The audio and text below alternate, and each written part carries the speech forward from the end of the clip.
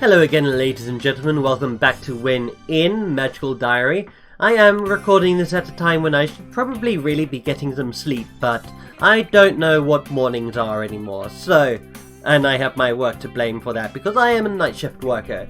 Anyway, we helped sell candles, and what else did we do? We had a bit of content with Ellen, we watched, Medea, and we didn't get anyone to come with us, and yeah, Minnie made us a peanut butter and apple sandwich.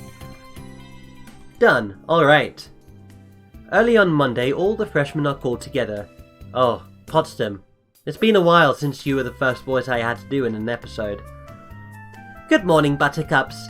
The Thanksgiving break period begins this week after class on Tuesday. Classes resume on Monday, the 2nd of December. If you are studying through the break, the library will be open and meals will be served at the regular times. We will have a feast together on Thursday and some optional activities on Friday and Saturday. For those who are leaving, if you need to leave early and miss classes tomorrow, please speak to me after assembly. Now, there is one more thing. For those of you who are Wild Seed, if you are leaving, this will be your first time away from the comfort and protection of Iris Academy. You are witches and wizards, and the people around you out there are not. You must not discuss or display magic in front of anyone who is not one of us. Not your old friends, not your families, no one. If you betray our trust, you will not be allowed to return. And we would miss you. I'm surprised at the disturbed expressions I see around me. Didn't they understand that? We can't have wizards going around telling everyone about magic. Especially not in America. Not after the Aquarian disaster. That's also a good time to put a underline here as well. Let's take a look at our diary, our codex, just in case we get something new. Pastel Rao. A half-sylph whose mother is famously beautiful and well-travelled. She guested with my family when she was a child, so there is a chance she might recognise who I really am. Akabesh, there we go. An otherworld stock encountered in America. Individuals have stone grey skin and small horns. They are also both male and female at different times, depending on their feelings on any given day. That's very cool. I like that idea. Now, I'm sure you have a busy week ahead of you, so I'll let you get on with your schedules. Right. Shall we get swole? Shall we get smart? Let's get swole. Exercising success. Exercising success. If I might have your attention, please. Take hold of each other's hands and close your eyes. We give thanks to the parents who created us and the friends who helped us grow. To the earth which nurtures us and the other worlds which inspire us. For what we have been given and for what we have to give. For those who have taken us in when we are in need. For forgiveness and for the hope of renewal. May our tributes bring joy and may no call go unanswered this Thanksgiving season. So may it be. We echo her final words and then our hands slip away from each other as we look back into the light. Have a very happy holiday. As she dismisses us, a hubbub rises. Students eager to share their holiday plans or just get out of here and meet up with their families again. It doesn't affect me, I'll be on campus all week. I head back towards my room to get out of the way of the stampede. Charles! I turn to see Minnie Cochran calling after me. Is it true that you're staying here all alone? I'm not alone. The professors will be here. You aren't worried about it? I know it's a big family holiday in your country, but it's not in mine. I don't even know what you do for Thanksgiving. This gives me some extra time to study. I'll need it to catch up with you. Well, as long as you're happy. I was worried that you'd been forgotten. I'm fine, but thanks for thinking of me. I've got to go to my parents. They're waiting for me. I'll see you next week. Bye. And she runs off. Wow, she actually came and approached me. Wow, that's very nice. Wow. Yeah, someone's knocking on my door. Why is someone knocking on my door? Isn't it almost everyone supposed to have gone home? Well, I'd better have a look. Dun dun dun! Oh! Mr. Wynn, please come with me. Yes, sir. He leads the way into his suite of rooms. Inside a table has been prepared with 2 plates of eggs Florentine and asparagus, tea or fruit juice. You brought me here for breakfast? You object? Not exactly. They're neat. It would be ungracious for me to refuse. I take a seat. Grabiner seems, if not exactly amiable, at least a bit more relaxed than usual. Having no classes to teach must take the pressure off him a bit. How are your studies progressing? Why don't you tell me? You're the teacher. Evaluate me. Very well. You have made alliances and put yourself in a position of power amongst your classmates. Indeed, your parents must be greatly impressed with your achievements, such as... what exactly? Selling candles? I have yet to see any signs of leadership from you. I suppose I asked for that. And yourself? Pray tell me, what is your expert opinion of this establishment? I like it here. I've met a lot of new people and had a lot of fun. Things are going well. We return our attention to the food. After a few minutes, he clears his throat. You are a young man far from home. Are you interacting well with your classmates? Are they friendly? Yeah, I would say so. Is there anyone that you're particularly close to? Wait, are you asking if I'm dating someone? I can't believe that the legendary Professor Grabiner is fishing for romantic gossip. I would prefer not to. However, in these circumstances, I am commanded to have responsibility for you. It is therefore my business. I don't see why. Take a date to the malt shop or whatever it is they do these days. Take several if you wish. That is no concern of mine. However, I am, unfortunately, in loco parentis. I must remind you of the risks of growing too attached. You are the heir to the mantle of the woods. You must return to your entailed territory. If you involve yourself too seriously with anyone, you will face a painful disruption at the end of the year. What would you do? Admit that you had been lying to them all along? Disappear, never to be seen again? Would you try to convince your partner to travel to your home with you? You know that you cannot remain in this country. It doesn't matter. I'm not involved with anyone. Not like that. I might be interested in someone, but I can't say that I'm dating anybody. Something to keep in mind for the future then. That's not exactly something I want to keep in my mind, but all I can do for now is nod and focus on the food in front of me. When my meal is completed, I set down my fork with a sigh. It was not to your liking. The food was fine, but did we have to do this now? It was the first opportunity that I had to dine with you privately without arousing suspicion. I'm on holiday, and so are you. Class is out. Couldn't we have just had a day? Why did you need the first opportunity? Because your parents demanded it. Do you think you are here because I want you here? It's certainly not because I want to be here. We glare at each other for a moment, and then his gaze drops. Let us continue. You'll be expected to return home over the winter break, which begins after class on December 20th. If there are any activities or sights you wish to see in this country, you should send a proposal to your parents. Otherwise, you are to report to me in the evening and I will teleport us to the nearest waypoint. Your escort will cross the spiral gate and meet you there.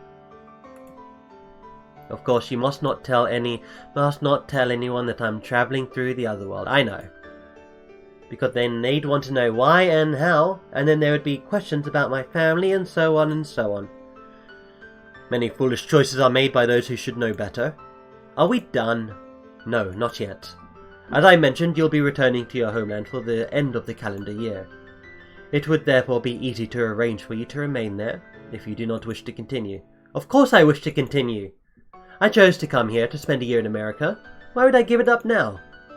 I'm not telling you to leave. I'm giving you the option if you wish it. If you are tired of this. I shake my head. His breath hums dismissively through his nose. If there is anything else you wish to discuss, any difficulty you are having, what would you care? You don't even want me here. I'm trying to provide you adult guidance and supervision. Well, I didn't ask for it. He stands, jarring the table with a clatter. If you cannot be civil, then you're invited to leave. Good, I don't want to be here anyway. Your immaturity will not impress. Quappe! Throwing up my hands, I walk out of the room. As the distance grows between us, I struggle to control my breathing.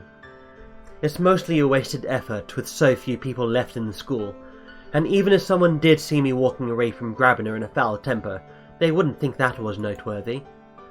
But this is for me. I don't like feeling this way.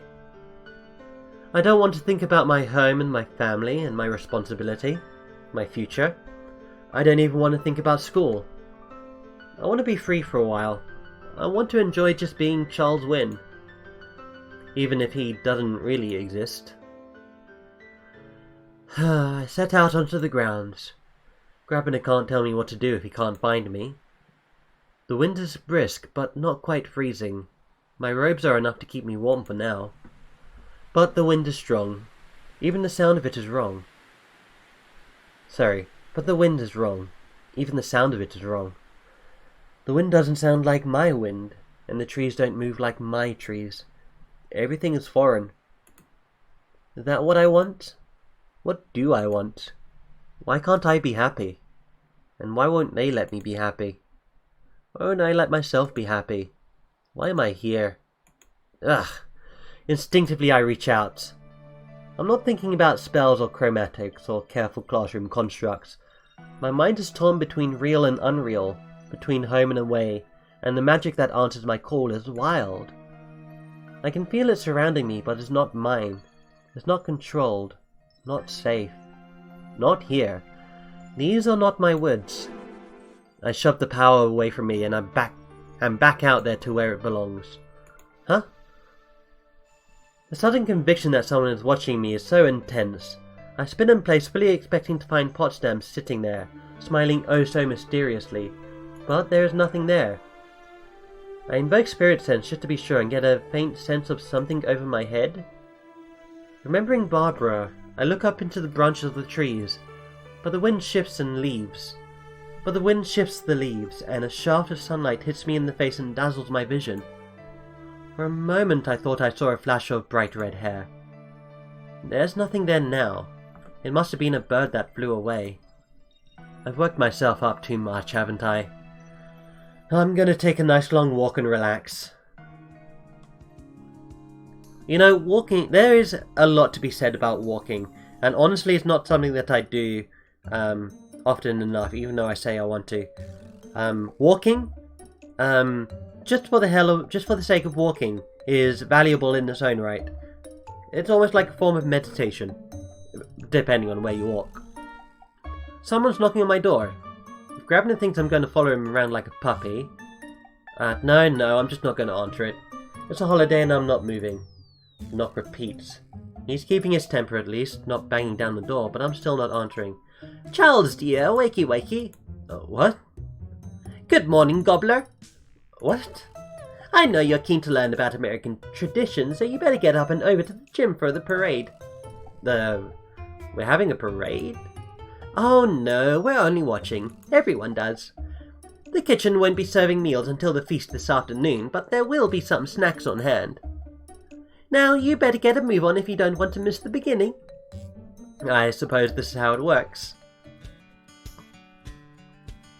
On Thanksgiving Day in America, the businesses of New York City hold the world's largest parade. There are marching bands, cheerleaders, actors, singers, enormous balloons, huge decorated floats, and it goes on for hours. Families line the city streets and hotel balconies to get a look, but most of the country watches the television broadcast from home. Here at Iris Academy we can go a step better. A complex illusion transforms the gym stage into an enormous picture window, looking out onto the streets of New York as if we were right there among the crowd. It's only an image, not a portal. They can't hear us and any popcorn thrown at the view remains in the gym. That means everyone feels free to scream approval when the high kick dancers wearing suit jackets and stockings do their routine. There aren't that many of us here, but it seems that Potsdam has rounded up most of or all of the remaining students in the name of tradition. Any stragglers will probably show themselves at the feast. Blaze is the first person I see that I actually know, so I end up sitting with her and listening to her jokes, along with the official commentary. After the parade in the early afternoon, the feast is served. An enormous roasted bird takes central prominence, seated proudly on a silver platter and surrounded by fruits and greens. But there are many more dishes to choose from, especially vegetables and pies. To make it easier to accommodate the group, the food is set up on one table like a buffet. We all circle around it and make our selections before moving to another table to sit. So did I call it a buffet once? No, I feel like I've never called it a buffet. What am I talking about?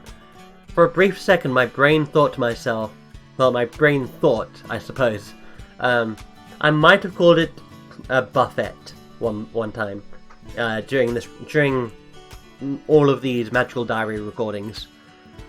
But no, I think I keep calling them buffet, so I am safe on that aspect. Everyone is present, even Grabiner, although he won't meet my eyes. At the last minute, when I've already taken my seat, Damien slips into the room and heads for the food.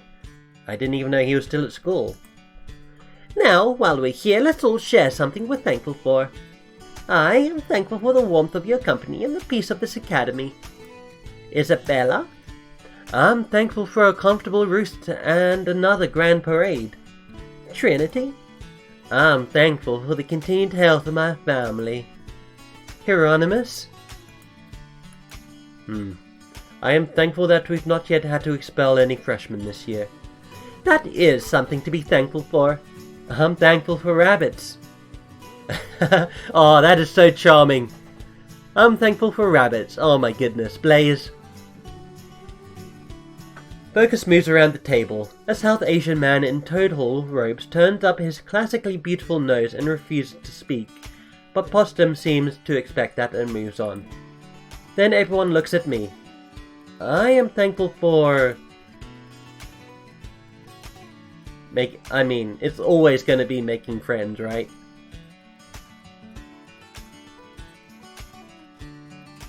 Yeah, I have to go with making friends again. But you know, if I click this will be a new opportunity because I've never clicked this before. And it might open up one thing later, I don't know if it does, it might do, it might not do. But it's a choice. And I don't think it's merely a cosmetic choice, it might very well be, I never know. But honestly, like, my heart goes with making friends, even though, of course, I don't make friends with these characters myself, because I am a sentient ball of hair, and these guys are characters in a video game. We're not actually friends. But this is my character, and I get to have fun for a little bit. The friends I've made here. A few more harmless statements, and then at the end of the table is Damien. I am thankful for innocence and beauty. Wasn't that lovely, everyone? Now, eat up and enjoy. Later today, we'll have some traditional games available in the gym. Nothing too strenuous, we all need to digest. And tonight, we'll be running vans to the mall for the Midnight Black Friday specials. Seats are limited. Only Americans would make shopping at midnight a holiday tradition. I think I'll pass. But for now, there is a feast to enjoy. Alright. After overindulging at the feast, I am walking slowly through the hallway when I hear someone clear his throat behind me. Mr. Wynn? I would like to speak with you if you have a moment. This is a request. You are on free time. You may say no. Oh, so he wants to apologize to me, does he?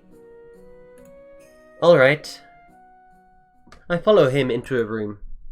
So, yesterday I spoke harshly. It was not my intent to drive you away. Of course not. That wouldn't be doing your duty, which you will do, but you don't have to like it, right? Yes and no. You are not a burden, at least no more than any other student. Every student is a risk, a chance to prevent disasters, if only we are careful enough, clever enough, teach them enough. And we fail? I failed. Tell me, what do you know of my history? The public version. Do not mince words. He wants me to say it? The rumours say that you murdered a wild seed in England when you were a student. But I know that's not what happened. It was an accident. That makes no difference. I was a young man finding his freedom for the first time at school, away from my family estate. Like me, I did not trust my elders. There were too many lies, too many dismissals. When I was inconvenient, I was pushed aside. Because I was alienated, because I thought I knew better, I chose not to believe anything I had not seen for myself. And therefore, I defied every warning and brought a wild seed girl with me into the other world. And she died. I killed her. As surely as it had been my own hands on her throat. She knew that I had travelled the high road safely, and she saw no reason why the same should not be true for her. After all, I would be there to protect her. But she was not an adult, and not a member of the Grabiner family. The old bargains did not defend her, and her soul was devoured. Hieronymus returned to England, badly winded, with only his lover's empty body in his hands. It was a terrible scandal, at least not because of the risk of someone investigating how he had survived. The noble families joined forces to cover up the incident and explain the girl's disappearance. Hieronymus was ordered to keep silent. In anger, he left England, never to return. His exit fueled rumours that he had killed the girl in some kind of romantic quarrel, which muddied the truth even further. It had been a long time since I had spoken of this. I do not like to remember. My duty to you stirs up old memories. That is not your fault, it is mine. It has always been mine. It is easier when no one knows. When you are here, I can't forget. I don't think he's ever forgotten. Not for a single day, even if he doesn't speak her name. You know my story, and I am the only one here who knows yours. Your company makes me uncomfortable, but I would rather you came to me if you need my support. You don't need to do that. There's nothing wrong. Everything in my life is just, being a teenager. The love and loss that we feel when we are the young may be the deepest and forever mark our fates. Forgive me, I must sound like a melancholy old man. He's not even that old. Adult, yes, but not what I would call middle-aged. I feel foolish for snapping at him yesterday, but I don't know what to say to him now. He's not my father, but he is my teacher, and we're not exactly friends. You don't need to hear all this. Speak to me if you have need. Don't do anything stupid. Right. Happy Thanksgiving. I can't help but laugh a little. Yeah, he said that so seriously that the disparity between what his words are and what his communication is just astounding. But hey, finally I can sleep with no one bothering me, and all of my stress is gone. Sleeping. Success. Eventually, tiring of spending all day in my room, I decided to go out for a walk. On an ordinary Saturday, I could go to the mall, but with most of the students gone, the vans aren't running. I'm not sure about the dungeons, but they are probably locked up for safety reasons. Before the holiday started, Potsdam made a point to say that the library would still be open. Maybe I should go there. No one seemed to be around, except for the librarian, who looks up from her books as I enter. Afternoon, Mr. Wynn. Good afternoon, ma'am. I don't know much about Miss Darden except for the Thanksgiving meal. I've never seen her out of the library, and inside the library, it never seems appropriate to start a conversation with her. Besides, she's a teacher. Well, actually she isn't. At least she's not a professor. She could be a junior instructor, but she seems older and more experienced than Professor Van Brun. Still, looks can be deceiving. Something on your mind, sugar?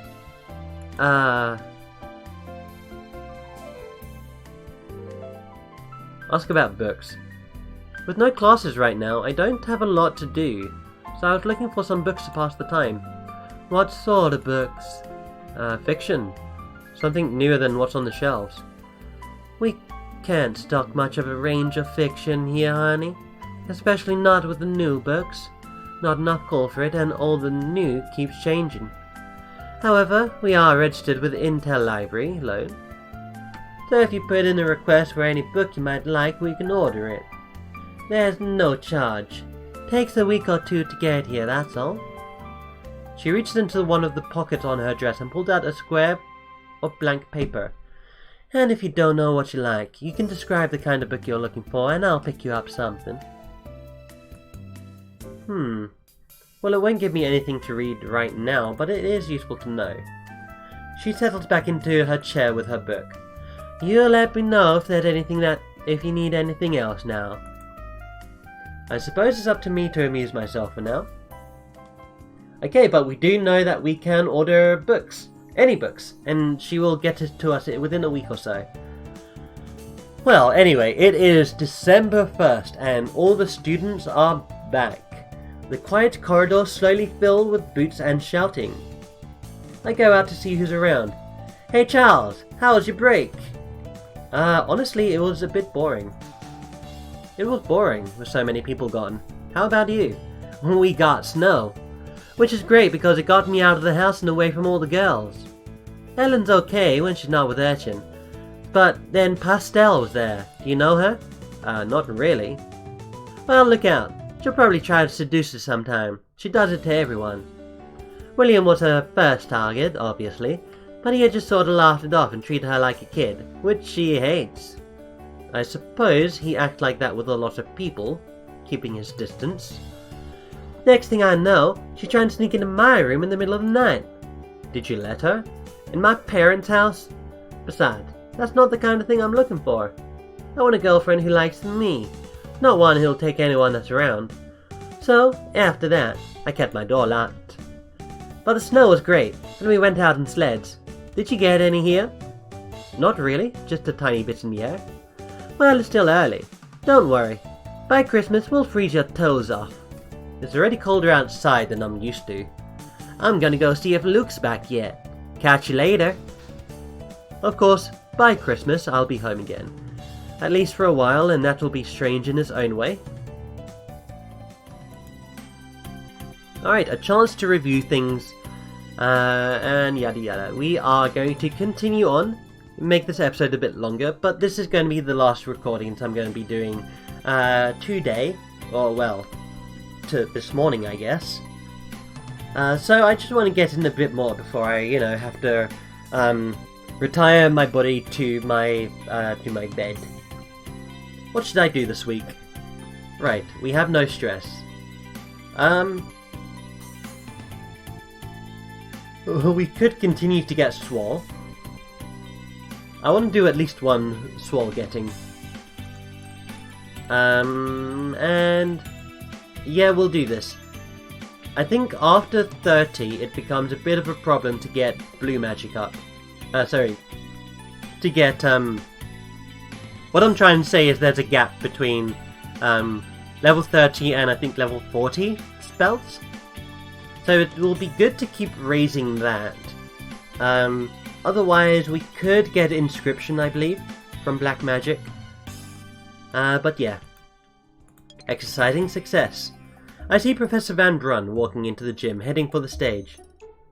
The overhead lighting gleams off the curls of her red hair. Red hair? I thought I saw someone with red hair in the trees last week, and then decided it was probably a bird. What if it wasn't just a bird, but an owl? Could Professor Van Brun have been spying on me? Can a Lechuza take owl form during the day? That's not the story that I've heard said. But I've never met one before.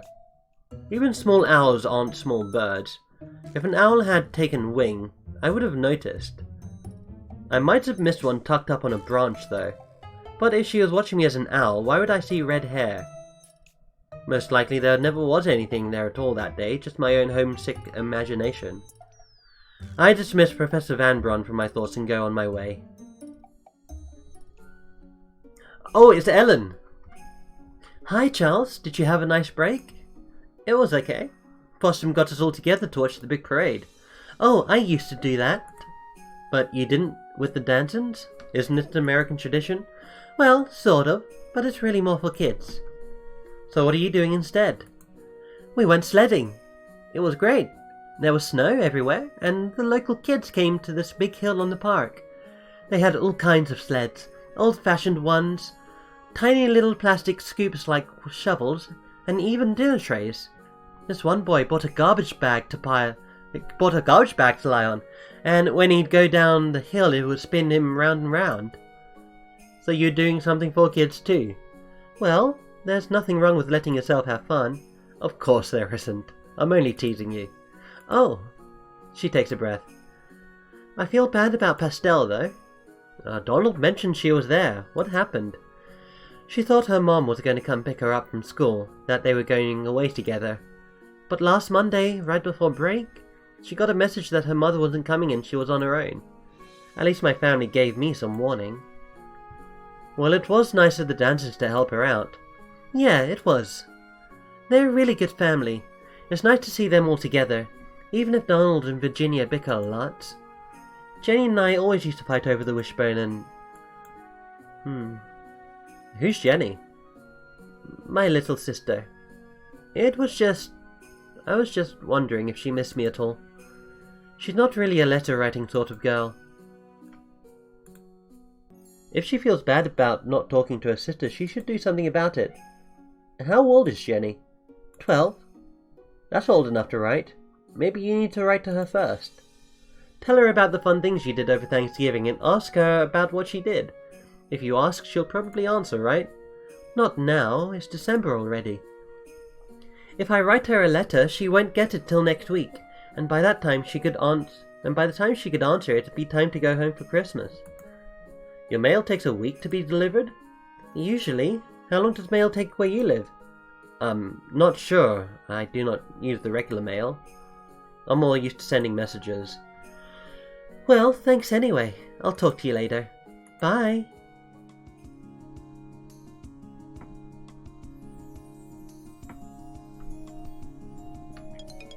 Alright.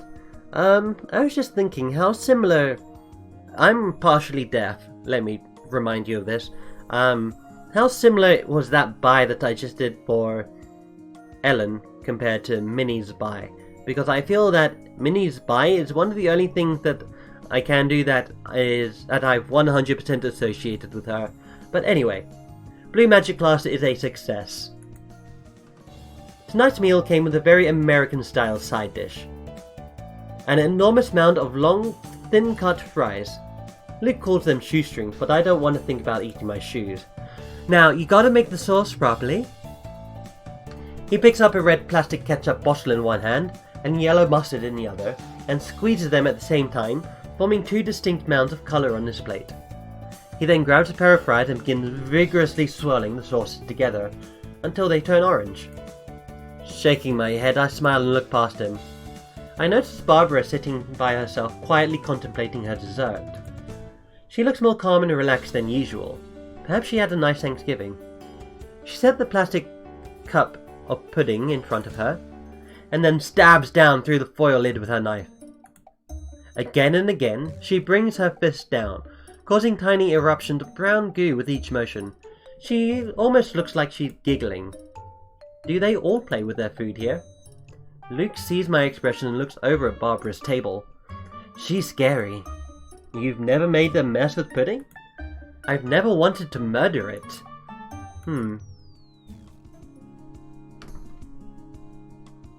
Alright, continuing on. As I'm getting ready for my day, I hear a commotion outside in the hallway.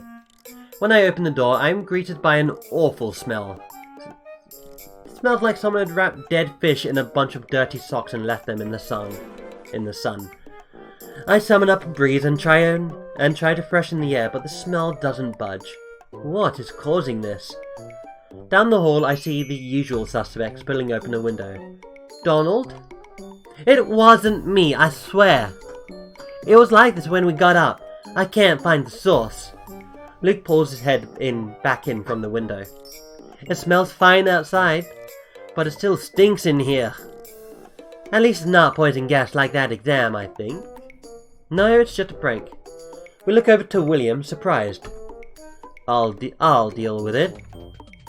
He waves a hand and the smell suddenly disappears. There's a stink spell? Can you teach me? No. Ah. If it's a prank spell, who was the target? Me. Seeing my expression, he hands me a piece of paper. I found this slipped under my door. I labelled it in fat black. It's labelled in fat black letters, Stinker. But why? I don't know, it doesn't matter. He shrugs and goes back into his room. Is he okay? Donald shrugs. I don't know anything you don't know. Someone did this, but why? It must have been set up at night. Like that time when I heard someone sneaking around in the halls and he attacked me. Do we need a guard in Wolf Hall? Well, it was only a bad smell. That's pretty harmless as pranks go. Alright, we're getting our blue magic up. We didn't get anything for level 35, but we're just going to go straight over to level 40, I think. But we have Minnie. Good morning! Sign this. She hands out a piece of paper. What? It's the announcement for the next exam. It's next week and the last exam of the year, so we have to study. And I wanted to remind everyone they can come to the library on Saturday, so I needed to have a note for the mail. And if it's an official notification, it should really come from both of us. Like before, so if you can just sign... The words keep pouring out of her, and it seems the only way to make them stop is to do what she wants. I take the paper from her hand and peer at it. It's exactly what she said it was, though it wasn't likely she tried to trick me into signing in a false contract. Last time we did this, she at least asked me if there was anything I wanted to add before sending our joint message. But then, what would I add? There's nothing else to say, really. It's just a note about studying for an exam. Fine. I add my signature to her note. Thanks. Also, there's a student council meeting on Monday afternoon. To talk about the school holiday plans. I nod. Okay, bye! She hurries away. Blue magic class? Oh, we're one away. At dinner time, I spot William eating by himself, with a distracted look on his face. I decide to join him. Ah, hello. Hi, am I bothering you? I could sit somewhere else. No, it's alright. I nod and settle in. The cafeteria has put together a beetroot salad today, at least. So, what happened with the stinking door incident? What do you mean? Well, did you track down who did it? No, I wasn't looking. It's not important. Do you know why they went after you? There doesn't have to be a reason. These things happen. People just happen to insult you and set off stink bombs? Sometimes. It's a boarding school full of kids with magical powers trying to learn to be adults. Sometimes they act out. Maybe Angela's still upset about the breakup. Maybe I bumped into someone in the hall. It could be a stupid reason. And sometimes people pick targets for no reason at all.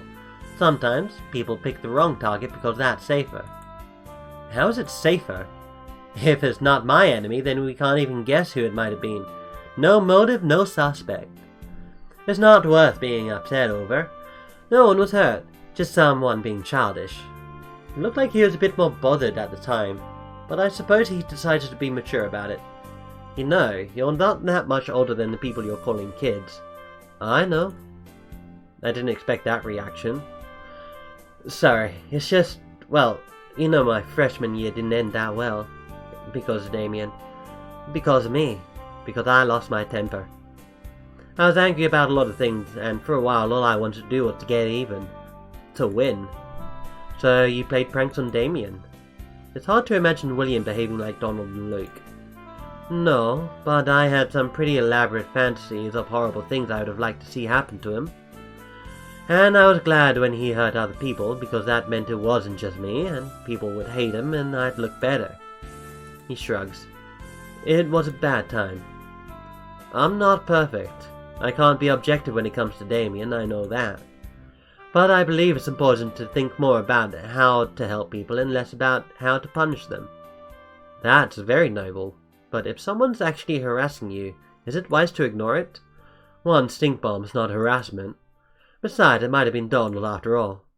If he's not worried, then I suppose I shouldn't be either. Alright, well, we got to the bottom of that. When I get up in the morning, I spot a piece of paper slipped under my door. It is the note from Minnie, well, from both of us, mentioning the exam next Friday, December 13th. Well, what should I do today? That's not fair! We can't have another test already. We just had one. Dude, calm down. That was like 2 weeks ago. Yeah, but we were on vacation. We didn't have time to learn anything. There's bound to be an exam sometime in December.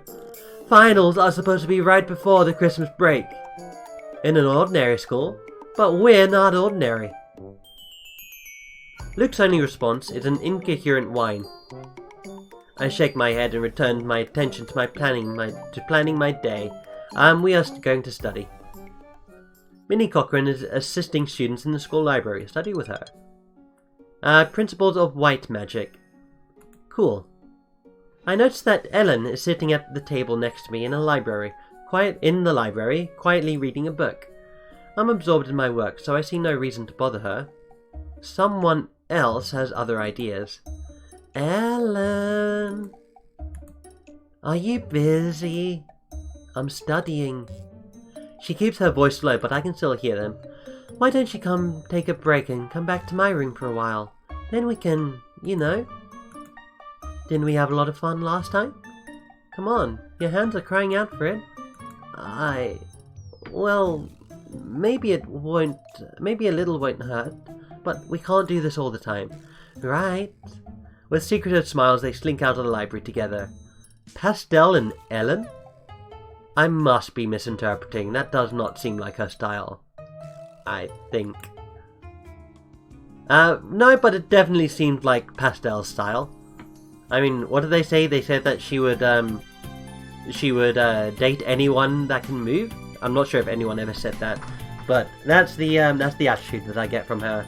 Anyway, thank you guys very much for watching. We have crossed the 41-minute mark. Thank you for enduring this episode.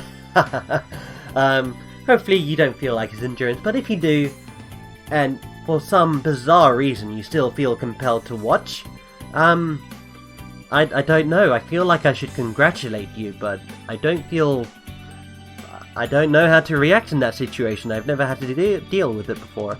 But anyway, thank you guys very much for watching. I hope you have enjoyed, and I will see you. Well, I'll be recording tomorrow, but I'll see you next time. Take care.